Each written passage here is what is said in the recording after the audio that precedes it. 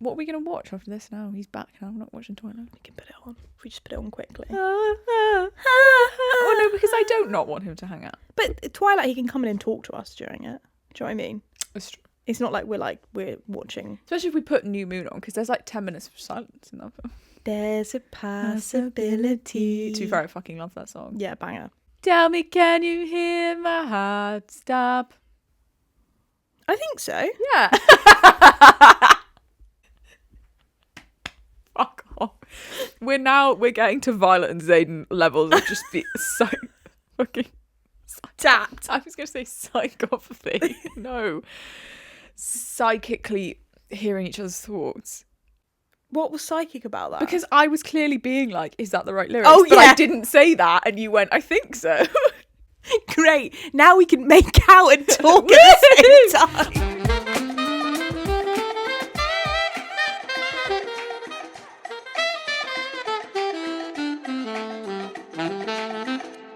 Hi, welcome back to the Horny Book Club. Hi. I'm Alice. I'm Ellen. And today we're doing our Q1 wrap-up. Our Q1, our quarterly report, quarter one. Get your glasses on, your clipboards out. It's business time. Quarter one is over, and we're here to report back. We're just going to do a little check-in of what we've read so far in this year, in the months of January, February, March. Chat some shit, basically. Yeah, I think this was your idea, so I don't want to speak for you. But for me, I'm like, the reason I think it's a good idea is because when we do the yearly wrap-up, there are many, many books that go unreported, undiscussed, because you're like, we've only got, well, how long was it? 3.5 hours? In the end, those two podcasts combined, part 1 and part 2, was 2.5 hours. Yeah, good stuff. But we still only barely even touched the surface of what we'd read. Especially if some of us are reading over 100 books in a year. It won't be happening this year. Oh, the slump. The slump. Well, we'll get to it. Is that enough page-turning sound? I'm going to start supplying the page-turning sound. Thank you. How do you want to begin? What should we do first? I'd like to know, I already know, but I'd like you to tell the listener how you're feeling about your reading year so far in general. Bad. Yeah. Bad. Quarter one was not it, guys. I've had a couple of really good ones, but I've read 13 books between January and March, which is... Me too. Really? That's crazy. Were you about to say that's bad? And now you're like, awkward. I would say it's bad. Well, how many... Keep talking, and I will look up how many books you'd read by this point last year. Oh, I think I can probably tell you. Okay. I think it's... Tell me that, bitch. Okay, so I had read 17 books by this time last year. All right, so it's not too bad. It's not too bad, actually, you know? I mean, it's 13 books in 3 months. It's 13 books in 3 months, but they've been really bad books. That's the problem, isn't it? That's the problem. By this time last year, I'd had tomorrow and tomorrow and tomorrow. I had Trespasses. You know, I had some bangers, and it's really not been it. This is easily my the most really bad books I've ever read in such a short period of time. Yeah, so I've read 13 books, and 6 of them, so over half, no, maths. One less than half. Well, yeah. Half less than half. Nearly half of the books I've read have been 2 stars or less. It's insane. And isn't that crazy? Because Yeah. I famously rate things really high. You do. And actually, I rated one 3 stars in April, the beginning of April, and I think it's actually a 2.5, but I just don't think I could have done it. Do you know what I mean? I'm like, I can't have another shitter this year. So I've read, not great books, and I was like, oh, it's because we've done it for the podcast. But actually, the only one I wouldn't have read is November 9, because I'd have read Fangirl Down 100%. So unfortunately. And it's not just been podcasts, and it's been devastating, because some of them I've been like, oh, I'm going to read this to get out of a slump. This will be a great book to get me back on it, because it's books that I've previously liked, authors I've previously really liked, blah, blah, blah. And they've just been shit. And so it's just kind of pushed me deeper into a really bad reading slump, which was sad. But I can't talk about it because it's been in April, but I think I'm coming on out of it. I think. You can tell them what it is. I'm reading Iron Flame, guys, because I really thought I didn't want to read it. But then when we recorded the Fourth Wing episode, I was like, oh, I'm actually buzzing. I'm actually having a great time. Just remembering it all and it being fun and silly. And yeah, guys, I started Iron Flame, sorry. Iron I Wing. started Iron Wing. He's got an iron wing. It's like an iron lung. I started Iron Flame yesterday and I'm over halfway through and it's 650 pages long. It's incredibly long. It's really long. Probably too long. But I'm having a good time, so we're not gonna say anything like that. We're just gonna have a good time. Episode coming soon. Episode coming soon.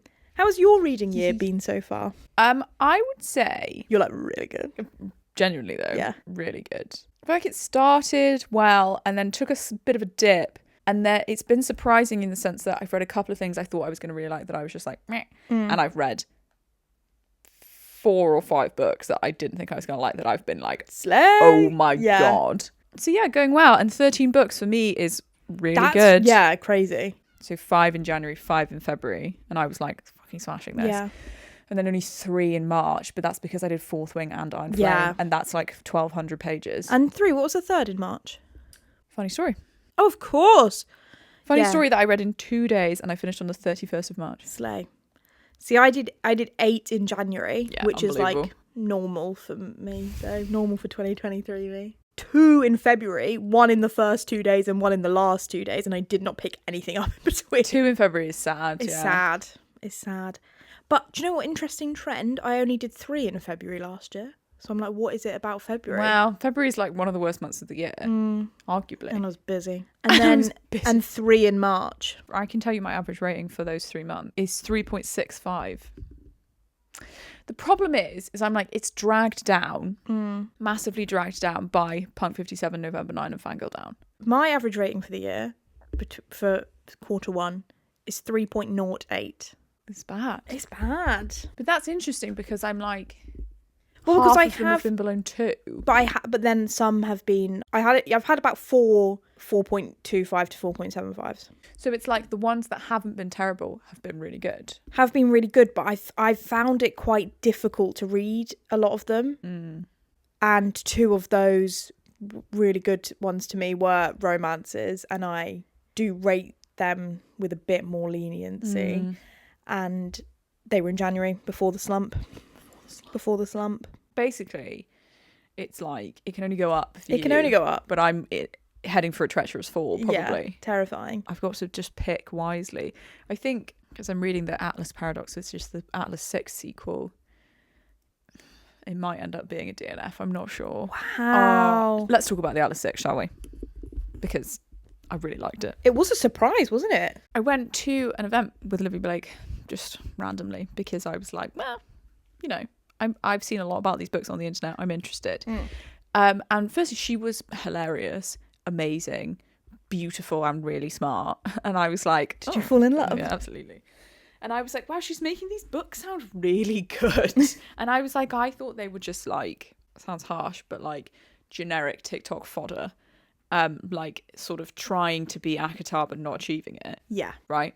That's not what it is at all. It's not that type of fantasy. It's not even really what I would describe as fantasy. It's more like, I don't know, because it's not magical realism. No, it's almost like it should be more under the dark academia kind of umbrella than under fantasy. It is, yeah, it's like magical dark academia. Is that actually, I mean, you know, I guess it doesn't really matter what genre it is, but if you're trying to like define these things. And so I was like, oh, okay, well, I'll buy it. Oh, I've got it signed. Oh, great, okay. Well, I'll give it a go. Her writing style is just crazy. I just love it. It's so cool. It's both like really conversational. Like there's quite a lot of like asides and things in brackets and like, you know, they'll be like, blah, blah, blah, if that was really what he meant, but he couldn't be sure. And like stuff like that where you're just like, it's like I'm talking to my friend. Yeah. But then also really like poetic, long sentences, loads of really like long words, really like interesting turns of phrase. And just really interesting. I mean, I really like that setup of like, there's 6 of them. Do you know what the like setup is? Yeah, there's 6 of them, and they're in an academy but only 5 of them get through. Is that the mate? That's not a spoiler, is it? No, that's like in the blurb. Right, no. yeah. There's 6 of them, but then like one of them that will die for the 5 of them to be able to be inducted into this academy. The Zodiac. No.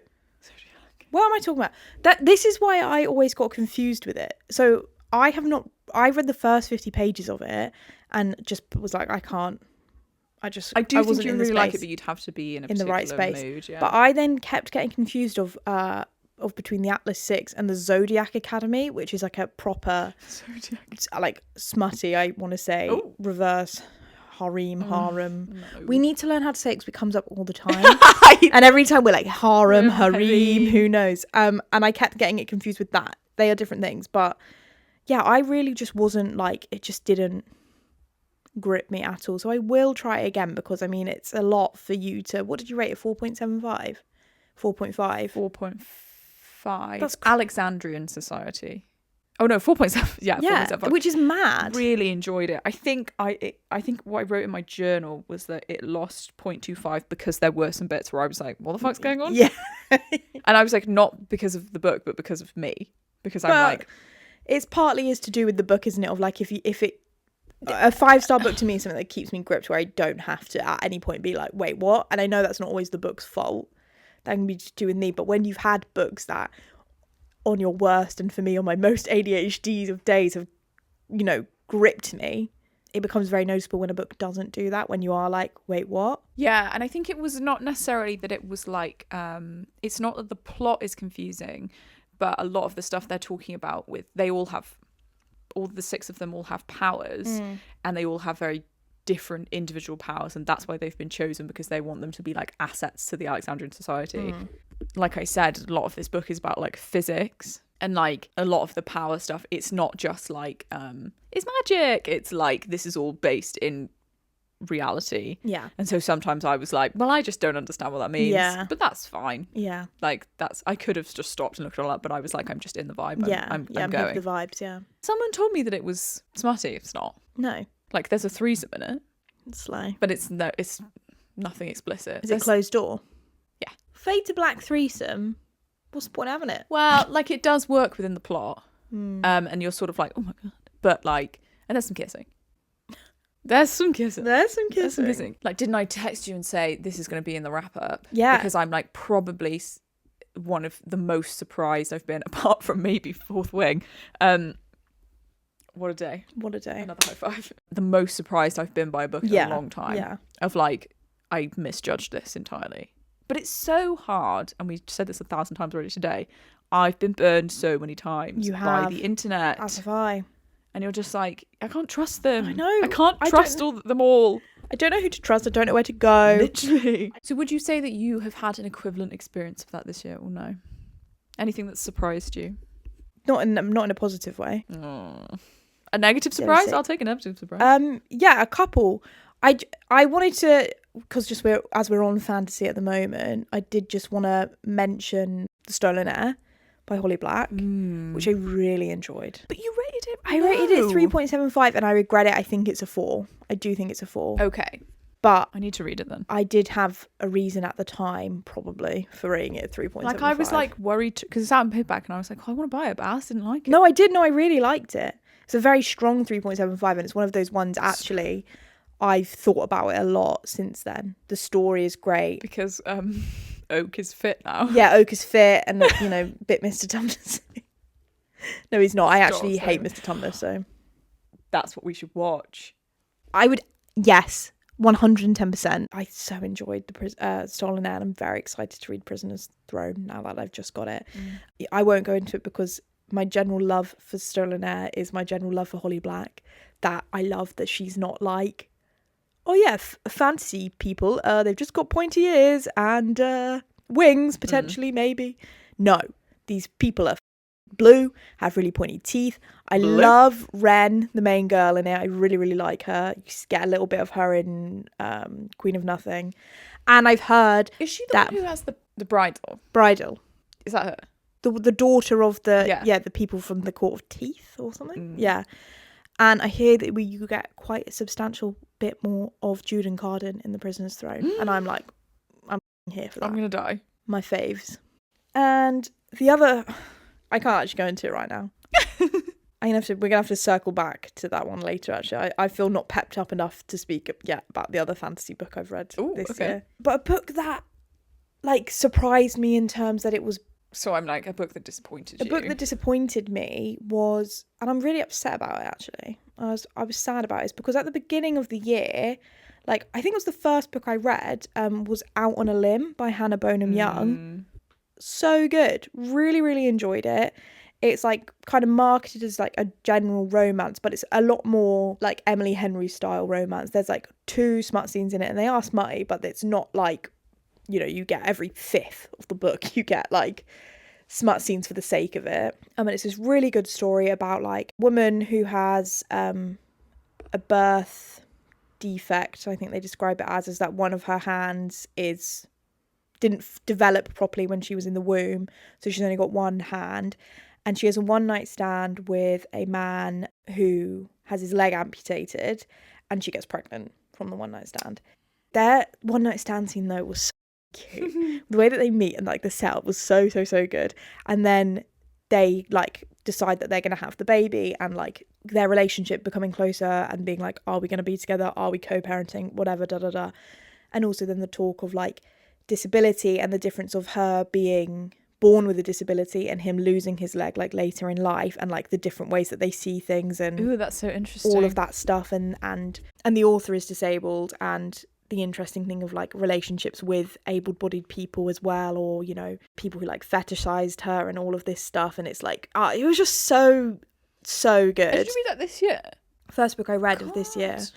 I thought that was longer ago. No, and I really, really enjoyed it, and I was so lucky because I read it and then like 2 days later it came off Kindle Unlimited, because of the popularity of Out on a Limb, all of her books are being traditionally published now. So that one is coming out again in June, and I would highly recommend it if it comes out. But then, so I was like, as soon as I finished that, I was like, oh my god, I'm going to read her other stuff.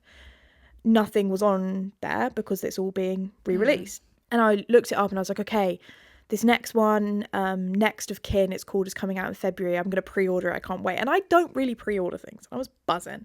It's about a girl who grew up in the foster system and being adopted, and her birth mother has another baby when the main character is like 24, 25 years old, and she asks her daughter to take the baby, basically, and she does, because she doesn't want her baby sister, to go into the foster care system and to deal with the problems of adoption that she's dealt with. But to be able to like keep her sister, there's like this program that basically pairs up 2 foster carers who have something that the other one needs. So like the main girl, she has a flat but she doesn't have a stable job, so they pair up with another guy who is trying to foster his younger brother, who's a teenager, trying to adopt him, who has a stable job but doesn't have enough room in his house to home him. So they like pair up through that, they fall in love and they shag. And I was like, great concept. I was like, wow, love this. She comes up with unique stories. It was so bad. I was like deeply upset because I was just reading it, and when you're like, I know your potential. The individual stories of her trying to adopt her sister and him trying to adopt his brother were both like really interesting, I thought. But then it just felt like she was like, oh yeah, I've made this a romance book, let's shove in some romance. And it just didn't really like land. 2 things that really stand out to me. One is when they have an argument, he punches a wall. Absolutely not. And I know it's a thing of him being like, I can't have anger issues if I'm going to adopt my brother. I understood it. But when you're like, don't do this. Don't do this. Secondly, much lighter, no. One day he just starts like calling her Dove, like just randomly, like literally just having a conversation and just calling her Dove. And they like decided, we're not really going to be friends, we're definitely not going to be romantic, we're just going to help each other with the the foster stuff. And then one night they get a bit friendlier and he just is like, whatever you say, Dove. And she's just like, Dove? I wonder why he called me that. Off to bed. And like constantly, and then he calls her Dove like so many times throughout the rest of the book, and she's like, oh, I must remember to ask him about why he's given me this nickname. And it's like, I cannot express to you how much they like don't really know each other. I just kept thinking, if I was seeing someone and like however long in, they were like, whatever you say, magpie, I'd be like, what? I'd be like, no, sorry. Shiny things. So, if you did that to me now, if you were like, oh yeah, no, I'll see you next week, magpie, I'd be like, what's going on there? What's actually happening? You can't just give me a nickname. What's going on with you? Yeah, what's going on with you? And there was a reason. I think it was something about like that he'd not felt peace around anyone in so long or something. And then they get married at the end, famously. Yeah, of course. And that Dove's at the wedding? No. That would have been good. Even weirder. Yeah. I would say. He has no contact with his dad. So he's like, let's get a new surname. Oh. Just for us to start our family that we can give to my brother and your sister. Dove. So then she's called Dove. Dove. And it was just like wildly wild. That's so silly. And like, again, it felt incredibly forced. What do you think about the fact that like sometimes with romance books, if the plot is too complicated, the romance doesn't really work? Tell me what you think about that, because I was just thinking that as you were talking, but I'm not sure it's true for everything. Yeah. But quite often I find that they're like, okay, the plot's got to be like, and this has happened, and their brother's there, and his brother's there, and her sister's there. Yeah, and the brother's death. But it's lucky because she can do sign language because her adoptive dad is deaf. Yeah, and all these things. Yeah. And then when you're also like, and it's a romance, and they're shagging, and they're getting married, you're a bit like, oh, this could have just been about this. Yeah, and that would have been fine. Yeah. You like to have that, to be like you've got two siblings caring for their younger siblings. That's two very detailed things that have to happen, because that doesn't just happen. The base of the plot is already very complicated. And then she's like, and we're adding loads of stuff on top of that. And you're a bit like, it doesn't need it all. You know, he works as a mechanic and his bosses are really involved in the story, but like are so not fleshed out. Yeah. And like, she's kind of dating the nurse from the NICU at one point as well. A lot was going on that there wasn't enough time for like the romance to properly build. So when he does start calling her Dove and things like that happen, or when even they first kiss, I'm like, this is just out of nowhere. It's not believable. This isn't based on anything. This is just you being like, well, they would kiss because loads of things has happened. You just haven't seen them. And you're like, well, I just... and again, oh my God. And then her two friends... came back from uni who she'd never told she was adopted.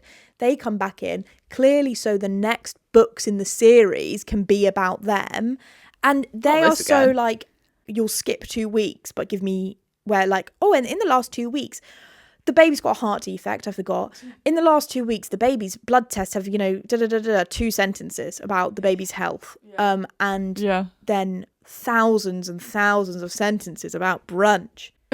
And I was like, my God. And it's just I find it really sad when like you read a book by an author and are like, slay, this is great. And maybe I'm too naive, where every time I love a romance book in particular, I'm like, they're going to be an insta buy.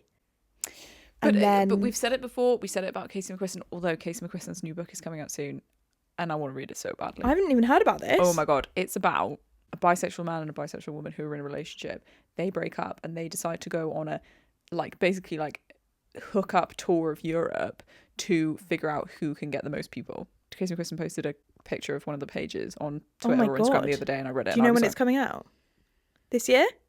Oh, like in the next 2 months. Oh my God, slay. Okay, I can't wait. It's called like The Perfect Pairing or something. I love bisexuals. Well, this is what I'm saying. We said this about Casey McQuiston, where it's like sometimes you only have one good idea. And for what's her name, Hannah Bonham Young, she had the one idea with Out on a Limb that you're like, yeah, and that's maybe like a thing that you know about or whatever. You're maybe more au fait with this topic than you are with other topics, and then you're like, well, I've got to do something else, and now I do things that are like sort of interesting. Well, yes, I agree, but I think actually Out on the Limb is her most recent book. So she wrote Next of Kin first. Oh shit! Okay, I take my point back. I think she must have experience in that world, and I just think maybe it's been like she's got these really good ideas of making like unique stories, which they are, but has just over time, as you know, can't blame her for it, finessed her craft. She's got a companion novel to Out on a Limb coming out, I think, in like January 2025. So I will read that, because she's clearly improved. Oh, well, there you go. But I was so sad. Happens to the best of us. That was with me with One Last Stop. Oh, yeah. I'll tell you what was a very pleasant surprise, though, if that's okay with you. Please do. Can I tell you what a pleasant surprise I had? Never Lie by Frida McFadden. Bitch. Bitch. I read The Housemaid last year. I was going to say, is that The Housemaid? Yeah. Bad. Really, did not enjoy it. And I was reading Never Lie, And originally I rated it a 4 stars, and I was like, Alice, come on, pipe down. It's a 3.75. Because I couldn't rate it a 3.5 because I was like, no, it's not, it is so good. But I spent the first however long being like, God, this is going to be just like The Housemaid. Bloody, bloody, blah. But Never Lie basically follows this couple. They are trying to buy a house in like upstate New York, I want to say. And they get stuck there. They get like snowed in, and the house when they arrive there is completely empty and like dust covered, and their estate agent isn't there, bloody, bloody, blah. And they go in, and there's this like massive like of painting in there, and it's the house they work out of a psychiatrist who disappeared like 2 years ago. And they have to stay there overnight, and the main girl is like shitting herself, and I don't want to spoil it. I nearly just spoiled it so bad. The main girl is like absolutely like, I want to get out of here. I want to get out of here. And the husband is really like, no, it's fine. It's absolutely fine for us to stay here overnight. She finds a secret room full of the psychiatrist's tapes of when she taped her recordings. And the girl starts to listen to them as they are trapped there overnight. And I'm such, like, when it comes to thrillers, I'm about to embarrass myself right now, is that I'm a bit of a prick, okay? I'm a bit cocky about it because I was like the only person who guessed the twist in the first series of Broadchurch when it came out. I'm really good at guessing twists. Second mention of Broadchurch today. I saw him today. I saw the guy who did it today, and I remember seeing him in Broadchurch and being like, that guy's dodgy, and we saw him today in a cafe. And he was wearing a stupid hat. Don't say that. What if he listens? Sorry, sir, if you're listening. Very good. That hat was too big for your head, and you need to reconsider. And I'm really good at guessing twists in thrillers and in mystery films, books. I always have been. And so I was so like, I know exactly what's going to happen. Yeah. Just literally being a prick about it and being like, I've got this. It's obvious. I've got this. Turn the page, jaws on the floor. Oh my God. I'd gone absolutely down the wrong path. And I literally was like, I was like, that's embarrassing. Because I was so like, I know what's going to happen. And I so didn't. And I didn't guess like nearly any aspects of it. I guess like one aspect. And it wasn't even complete. And it was so, I just love when a thriller does that.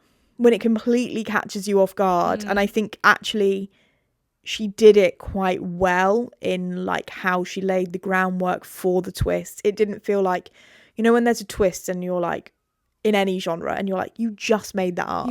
You wrote the first half of the book and then were like, oh, sick. Yeah.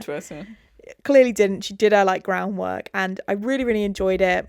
But now I'm scared that, again, I'm going to be like, yeah, let's read more Frida McFadden, and then just not, it's going to be a one-off. But well, I'm like, given that you didn't like The Housemaid, which is her most famous book, some of the plots of her books, like the synopsises, sound crazy. Like absolutely tapped. And I'm like, Frida, and you know when you like see a picture of an author and you're like, what are you doing? Like, she's really smart. I think she's got like a PhD or something. The Inmate? Yeah, that's the one. It's The Inmate and like Ward D. Both look absolutely tapped, and I'm like, I can't do it to myself. But I'm so glad I read Never Lie. A slay. Obviously, my lowest rated so far is November 9 at 0.5 stars. Yeah. The other one I read, and I'll just talk about it briefly, that I was a bit like, a book called As Young as This by Roxy Dunn. It's only just come out, and she's a debut author. It's basically a book where a woman talks about her life, but through all of her relationships with men. It was a great concept. It just wasn't executed very well. Fairly well written, but not well edited. And long paragraphs. I was like, well, you can cut this. Yeah. Like, it's not a very long book. It's only 300 pages, 280 pages, but I was like, this could have been 250 pages. Yeah. And we would have been fine. We're not losing anything. But like, as someone who has been obsessed with men in her past, I was like, this is really interesting to be like, when I was 15, I got my first boyfriend, and now I'm 35. And you're like, yeah. It's unfortunate. I mean, I think we've been saying this a lot recently, where I'm just like, where are the editors? Where are the editors? Like, honestly. I'm reading all these books, and so many of them, especially new, like with debut authors or with really well established authors or whatever, you're just like, so both kinds of authors. Why are you not? Why is this not been fucking edited? Like churning out. Like, we're at the moment, aren't we? Of like, obviously, it's so good that reading is like cool again, I think. And like I remember I just was like, I at points I've been like, I wish like bookstagram was a thing when I was at school, and like you could go into school and like talk about it with all of your friends or whatever. But like there is then the problem, we said this with Tessa Bailey, of that, because books are making so much money at the moment, of that with authors like Tessa Bailey, they're just, you know, churning books out, and then that is obviously going to have a knock-on effect, because if there are editors being put on books by people who've signed like multi-book deals, say you have to release however many books a year, there aren't going to be as many editors to work on other stuff, or they're not going to have enough time, or whatever it might be. I just think it feels like such a machine at the moment that is just going to have a knock-on effect on the people in them. Like I remember last year like reading books that had like spellos in them and being like, guys, what the f is going on here? Like, and it sounds very snobby, and again, we in no means think it's easy to be an author and easy to be an editor. I don't think that at all. But I think editing has a lot more power than people think, like has a lot more kind of impact than an average reader might think. Yeah. How much an editor does, it isn't just spelling mistakes, and sometimes they don't even them, but it's a lot, and it can have a real impact, positive or negative, on a book. And I just think like you say, you're kind of like, guys, come on. Lots of the authors that we meet will massively credit their editor. Yeah. They will all have, unless they change publishers or I guess their editor leaves, they will all have the same editor for all their books. So these editors are, you know, as involved in these stories as the authors are. They are, and these are the people who, you know, they read the first manuscript, they make suggestions about, you know, literally adding and removing characters, changing the entire plot, completely, you know, changing the narrative, like moving pieces around, all of this stuff. Like these people have that power. It's partially because there's not enough of them.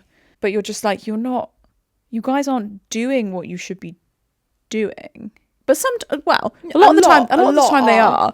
But then also you're reading a lot of books where you're like, who the f*** looked at this? I think it's really different to be an author and to be an editor. And like you can't, like I know some editors who will be like, I could never be an author. They are, like you said, they're crucial to that part of the process. Yeah.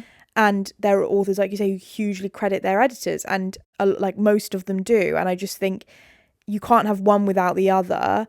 But I think it's really sad then when you read a book which you're like, if this had not even necessarily a different editor, just different editing style, like if this had or more editing or whatever it might be. And as a reader, that, and when you clock onto it, oh, it's not the author, it's not the plot, it's not even the writing, it's the editing. I find that so frustrating, because you're like, oh.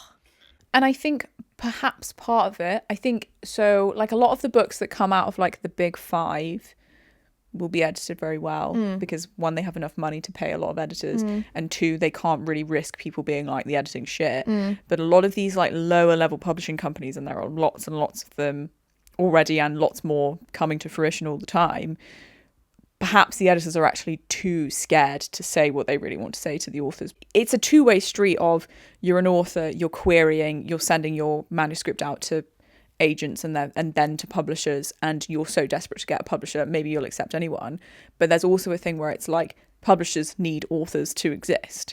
They need to have authors on the books, they need to be publishing books, they need to be able to keep authors selling books. And there's with the rise of Kindle Unlimited, self-publishing, all these things, people are feeling like they don't need someone to tell them what they should and shouldn't be doing. And I'm like, 90% of the time, yes, you do. Yeah. You need someone. You cannot edit your own work efficiently or effectively. No. Not in any proper way.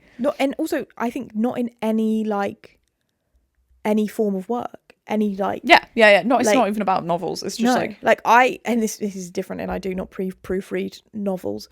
But in terms of like work, professional like copy, I'm the go-to for proofreading, and at uni and stuff. But I could not proofread my own work, because you're just like, your own stuff. You're like, I know what I meant to say, and then you read it like that, and then someone else is like, you've put 4 A's in that, and you're like, oh god, fuck. shit.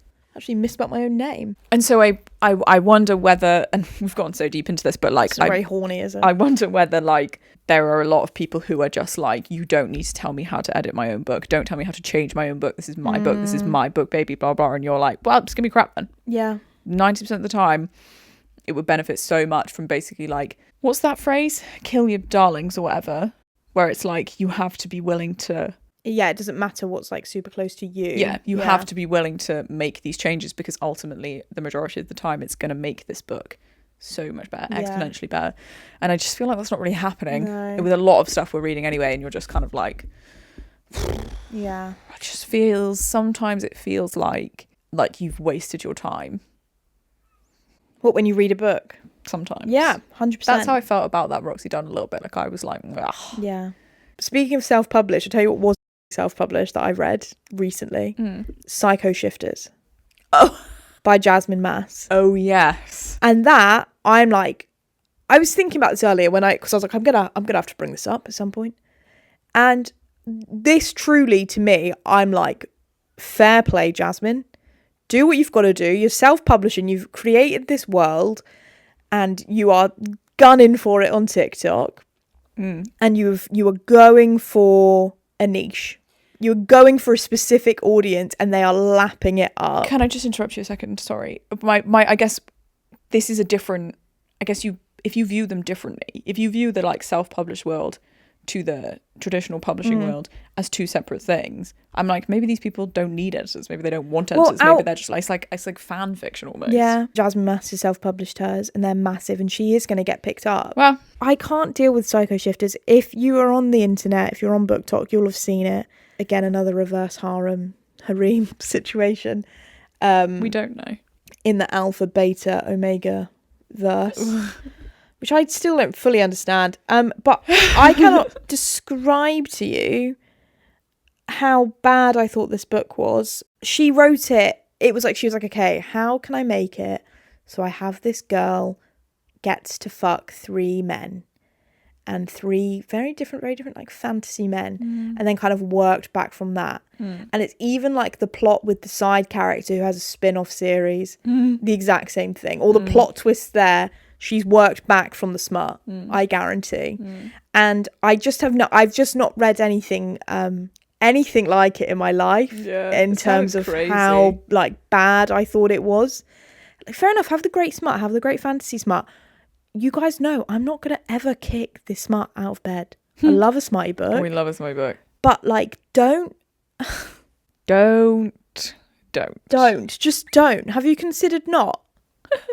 But again, I'm like, I respect it, because what you've gone for there is you're going to go, I'm going to write smart, where this woman, it's like a why choose situation. Because she's going to fuck them all. And I'm going to milk it, so I'm going to turn it into a 10-book series. They're only going to shag. There's only going to be 2 smut scenes in the first book. And I remember getting to the end and being like, is that it? Is that it? Is that it?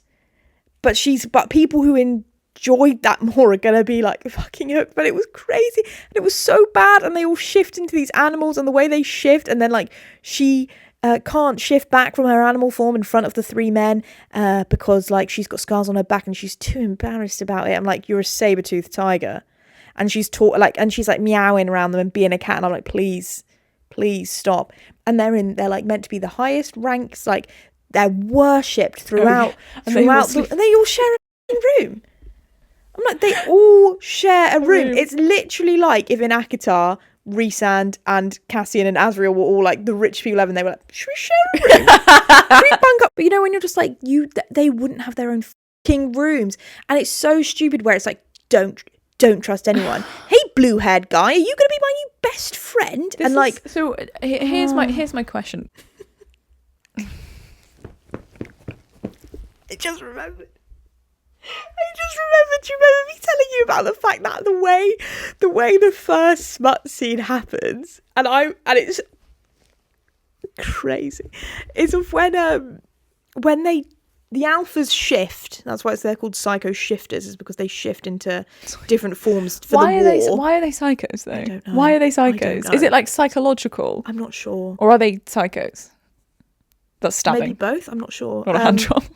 And one of them, to shift out of his form, his snake form, Oh, yes. he has to be sexually aroused to shift out. And I was like, how convenient. How convenient. So they go on awards. First time she shifts into a saber-toothed tiger. Also, what a rogue choice. An extinct prehistoric animal. I'm like Diego from Ice Age. Yes. Right? Yeah. And I'm like, where's Manny? One of them turns into Diego. Where's one of Sid? them turns into a mammoth. Sid the Sloth. One of them turns into Sid the Sloth. And Sid the Sloth can only turn back if he's sexually aroused. So she walks into their shared room. Their shared room with a tiny single bed in the corner. Unbelievable. Unbelievable. They don't get double beds. And two of the guys are...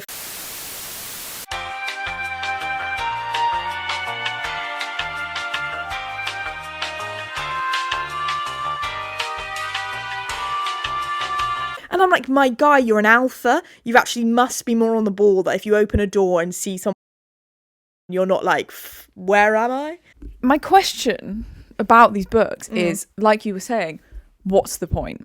Because I'm like, I've read Ice Planet Barbarians, right? Yes. I understand that thing of like, there's smut every 20 pages. He's got like a particular number on his penis that's supposed to be like, but yes. there's like all happening in the plot. It's confusing. The world building's bad, blah, blah. But you're like, I don't really care. The smut is well written. I'm reading this for a particular purpose. And it is what it is. But I don't understand. And again, it's like Colleen Hoover, how you can be like, okay, this book is terribly written. The world is really confusing. It's really like cringe. It doesn't make any sense. The choice I've made for her to be a saber-toothed tiger is just like the weirdest choice in the world. And there's 2 smut scenes. And it's how many pages? 340. Okay, well, not as long as I thought. But like a decent number of pages. I thought it's only like 200 pages. Do you know what I mean? Like, and so you're like, why? What is it that everyone is getting out of this? Because I'm like, there are so many books that I'm sure you could read that are about psycho shifters in a different form, alpha omega verse, like blah blah blah, that would be well written and good and interesting. I think you know the point. I'm not sure I do. The point is, in this scenario with psycho shifters, is that I almost believe the point is it's the why choose situation. It's the harem reverse harem. Yeah, but with only 2 smut scenes. Yeah, but you have to give them credit. There will be people who love that as a book and as a choice, and there'll be some, but there won't be loads. And I also think when smut is kind of hidden in fantasy, it's a bit more like, I just love fantasy. I love reading fantasy. I love the fantasy world, blah, blah, blah. Rather than like a 10 book series just about a girl and three men, you know? Lily Gold. So I think it's going to be that. It's going to be the element of like, oh, if I enjoy this, it's because I enjoy the fantasy element of it. Oh, I see. Is what I think. And then to her credit, you're going to make more money if you've got 10 books than one. I would split them up. If I was going to do that, I 100% would split them up. I mean, it's good like marketing, but like and the plot is ridiculous. Like absolutely like just so not fleshed out. One of them's called Darren. Yeah, well, exactly. We're in a fantasy world with Jax, Cobra. Yeah, one of them's called Cobra. And one of them's called Darren.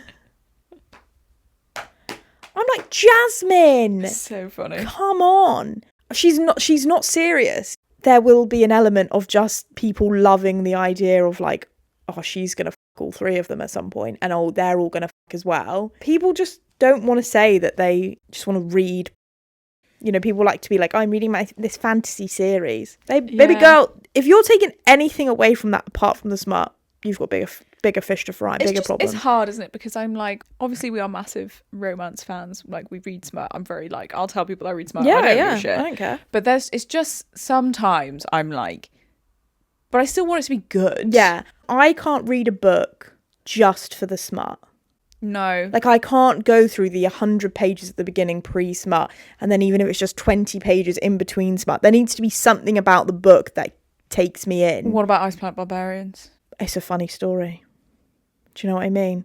Do you know what I mean? Do you know what I mean? Like, that's comedy. Say what you like about Ice Planet Barbarians. And I will. It makes sense. Like Georgie, how does he say? Hoi.